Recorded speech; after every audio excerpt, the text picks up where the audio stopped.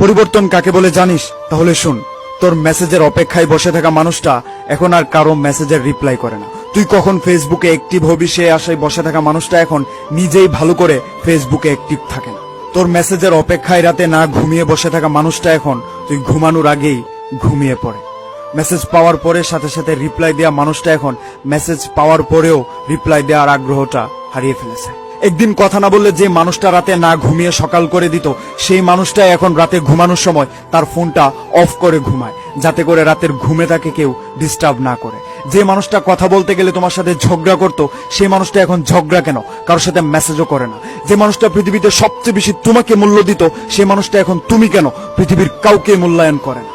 দুঃখ সুখ সবার জীবনে থাকে, কেউ প্রকাশ করে কেউ করে না। তবে হ্যাঁ, আমি প্রকাশ করি। তার মানে এইটা নয় তোর প্রতি এটা আমার দুর্বলতা। একটা কথা মনে রাখবি, এটা তোর প্রতি আমার আবেগ কমে যাওয়ার আগাম বার্তা। কোনো একজন জ্ঞানী লোক বলেছিল যে অতীত থেকে কিছু শিখো, তাহলে জীবনে অনেক কিছু করতে পারবে।